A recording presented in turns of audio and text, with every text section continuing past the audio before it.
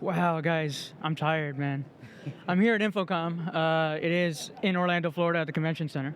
Got my white cane, trusty cane, my buddy Pedro's here. So if you don't know about me, I'm with Office Hours Global as well. I do some shows with them, and they do audio video stuff. So I have this weird nerdly feeling, of audio equipment, and to feel stuff in person is just phenomenal. So let me introduce you to a friend that I met. So Pedro and I were walking down the hallways of InfoComm, and trust me, there's about 7,000 something series of booth numbers, and just, it's big. You get tired, but we saw a signage company, and I was like, hey, you want to go check it out? Let's go check it out. It's a cool name, Mimo. So I have with me Greg, and Greg, welcome. Nice to see you. Nice to see you as well, buddy. Pleasure. Thanks again for having me. Absolutely. So if you could explain to me, we saw a product together, you showed me at your booth. What does your product offer to, first, to everybody? Sure. And what makes it different, or what makes it intriguing to me, you think? Yeah. So what this is so Mimo, we've offered a technology called Tanvas. This is a surface haptic technology. So it's based on surface adhesion, which is just a really fancy way of saying static cling. And the idea is that it creates a haptic effect without any moving parts. And so we can actually dynamically change the friction between you and the glass anywhere on the screen at any time. And we can refresh and update that as fast as an image. Nice. The unique part of it is that because it is dynamic in the sense of it being friction modulation, we can create really unique effects. So it's not just vibration, where you would have maybe a click, which is relatively binary. With this surface haptics, we can create things that are much more expressive, and for those with vision impairment, it allows us to do things that are much more than just a confirmation bump, Right. but more along the lines of you are feeling a difference in friction, you are feeling a difference because you're going in a certain direction. Right. So we're excited about the prospects of it expanding usability for displays for those with vision impairment, and that's why I'm super excited to meet you and Yes, absolutely. learn more how we can really create something that's going to be exceptional for those. Most certainly. And just, what was incredible is it's listening is what drew me into you, right? Because we literally sat there for 40 minutes just back and forth, but then we threw ideas at the wall together to see what would really work for people. Because half the time the effects with most of these products is we could say, can you do this for us for accessibility? And then people are just going to give you that deers in the headlight look. Yeah. I just like, what are you talking about? And you and I, we just felt like I've known you for years. We're like friends already. And so you want to talk about your product in front of me, and just kind of maybe we could give an example to the audience to see what are you really talking about, so we could kind of give them a visual. Yeah, so Sure. what you've got here, if you want to... Okay, I'll move up. I'll bring this, I'll bring my microphone over here so it's a little bit easier. And if you go ahead and reach there. Okay, yep. So what we're seeing here is a display with 4 different swatches of texture.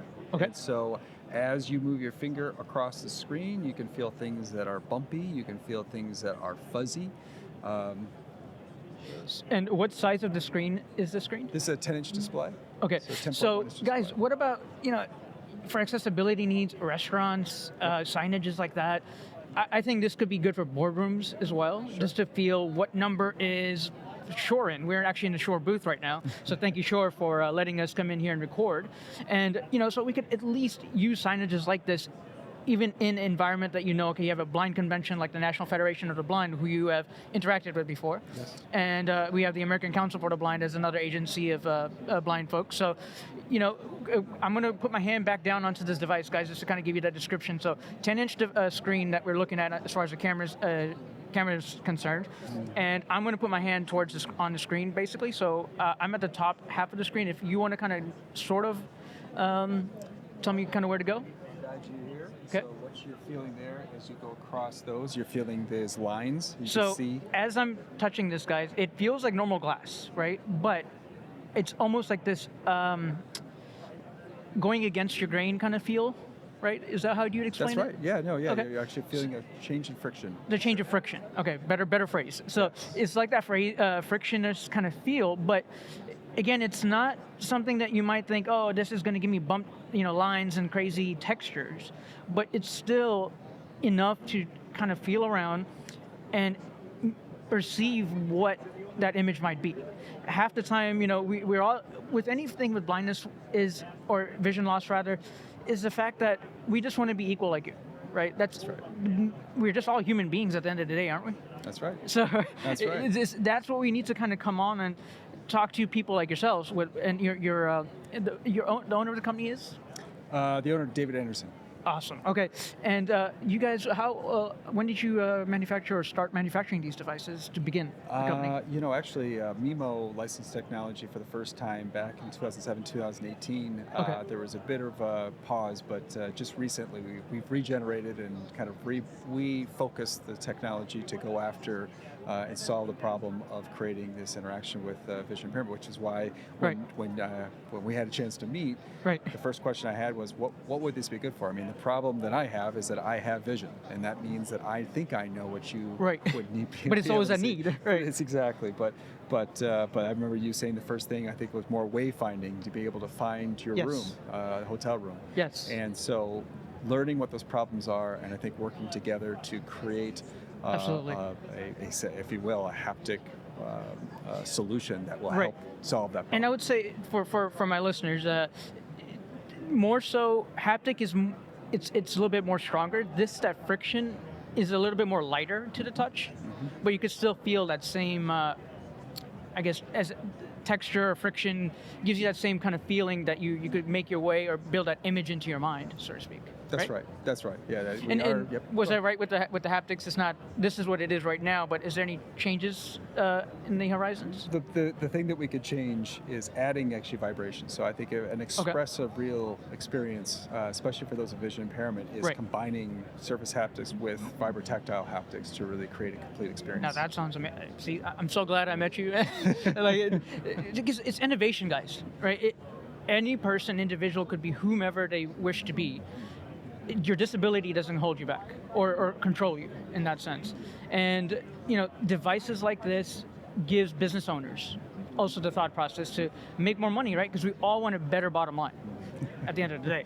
Well, I mean, it's obviously making a dollar is important, but we do believe that the idea that if we can make this throughout the world, if this is ubiquitous, yes, we would make money. I mean, we see signs everywhere. Exactly right. So, exactly right. I mean, this could work at an airport, for example, maybe. Very much so. What other locations or establishments would you see your products in? We have several conversations going on right now with museums, and the thing that's great about museums is that for those with vision, there's these amazing experiences where you can basically feel what you see, so you can interact with displays that look like they're an animal or they have different kind of expressive experiences.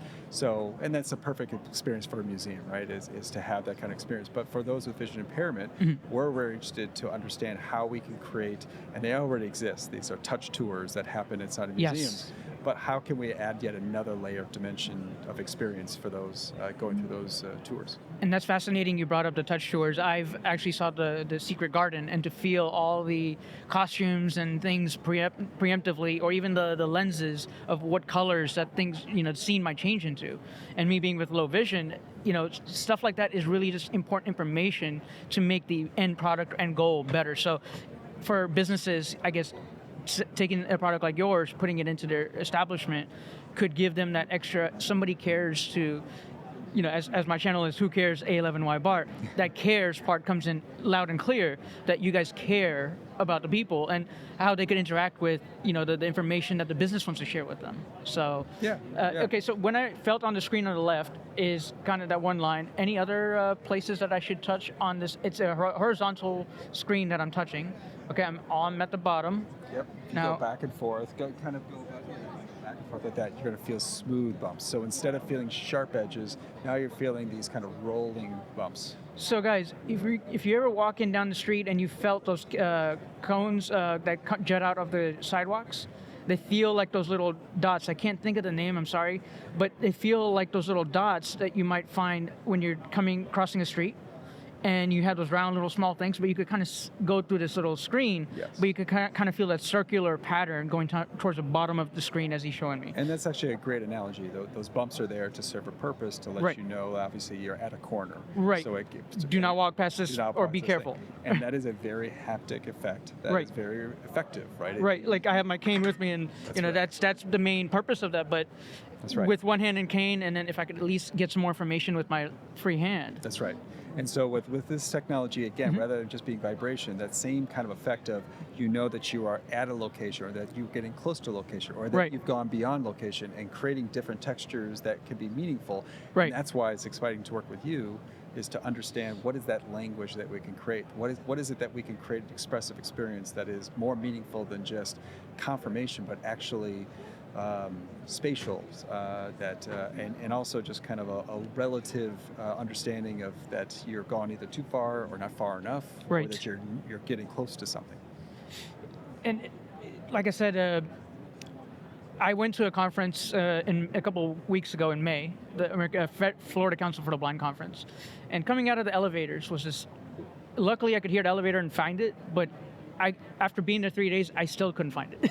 So having someone that would, I come from a hospitality family, so we used to own a hotel before, and to have signages like this available now in the modern day, it's a game changer, to say the least. Yeah. And the fact that, again, you're still listening to me to say, hey, what can I do better?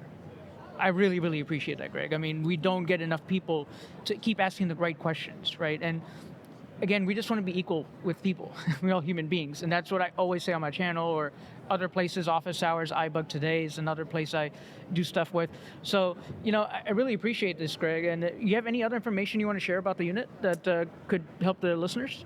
I mean, really, Like the costs, biggest thing or, is that, well, costs right now, MSRP right now is $900, but frankly, that Wow. was to put out there as a invitation to make sure that there is a threshold for someone who wants to buy this tablet, that we are going to be servicing them, because this is something that we're not just distributing. Right. And just we're looking for makers right now, which Okay. I consider you to be. You're helping Okay. to make something.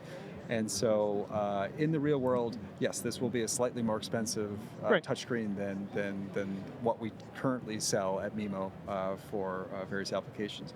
But again, with volume and with what we would expect to be able to do in terms of manufacturing improvements, Right. this will only be slightly more expensive. And so where are you located as far as the company's We're concerned? in just north of Chicago, Illinois, in Libertyville. Okay, awesome. So I'm from Daytona Beach, and we have a couple agencies there. So Division of Blind Services, our main state agency, but they have a place called Career Technology Center, CTTCB, Career Training Technology Center, for the blind, and that's it's under the government umbrella, so to speak. Mm-hmm. And then we have a nonprofit called Conklin Davis Center. So, and then here in Orlando, we have Lighthouse Central Florida, Lighthouse Works. If they wanted to see something like this unit be usable in their establishment, how would they get in touch with you? Honestly, contacts Mimo Monitors either by sales@mimomonitors.com. Okay. Or just call us up. Awesome. I don't have the phone number offhand. But No worries. It's been a long day, and It's been a like I long said, day. there's so many boots, guys. I can't begin to explain how many miles we walked 11,000 feet yesterday or something. The watch said it on my friend's watch. So, as it is, I really appreciate you, Greg, and we look forward to having more discussions. And like I said, for the fact that you're not in the accessibility space, but you took the time to listen to somebody or talk to somebody about it. I love that you took that first step, and look forward to giving you more information down the road. And if you guys have more questions, look down in the description. We'll try to get you contact information for Mimo, and I really appreciate it, Greg. Well, I And if you have any appreciate it as other things, please do, before I wrap you up, if you have anything else you want to talk about, remind me of.